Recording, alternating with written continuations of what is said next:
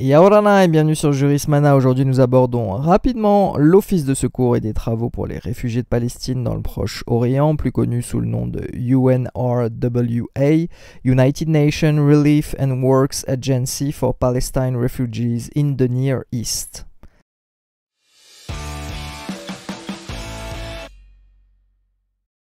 La UNRWA a pour mandat de fournir une assistance humanitaire et une protection aux réfugiés palestiniens enregistrés dans la zone d'opération de l'organisme. En 1950, cette agence répondait aux besoins d'environ 750 000 personnes, ce chiffre étant monté à plus de 5 millions de réfugiés palestiniens aujourd'hui. Selon la résolution numéro 302 de l'Assemblée générale des Nations unies du 8 décembre 1949, la UNRWA apporte un secours direct aux réfugiés de Palestine présents au Liban, en Syrie, en Jordanie, en Cisjordanie et dans la bande de Gaza.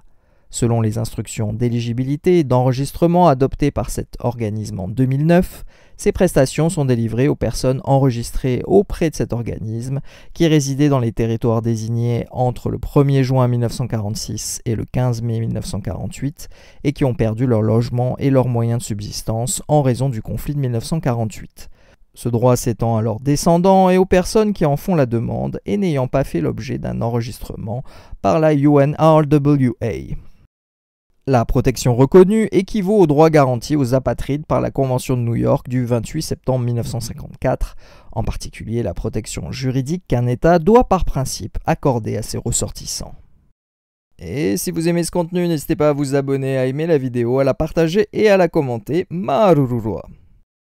Lorsqu'il perd le bénéfice d'une telle assistance ou protection en séjournant en dehors de la zone d'activité de la UNRWA, un réfugié palestinien peut prétendre à la qualité d'apatride et solliciter l'octroi de ce statut si aucun État ne le reconnaît comme l'un de ses ressortissants.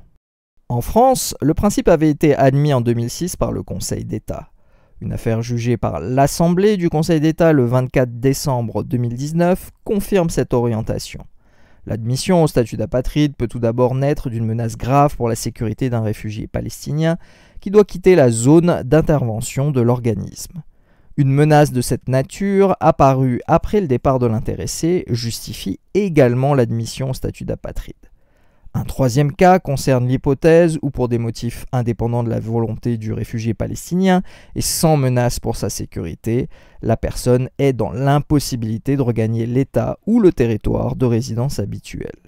Le Conseil d'État envisage enfin une hypothèse plus générale inhérente à l'existence de liens familiaux ou personnels avec une personne vivant en France.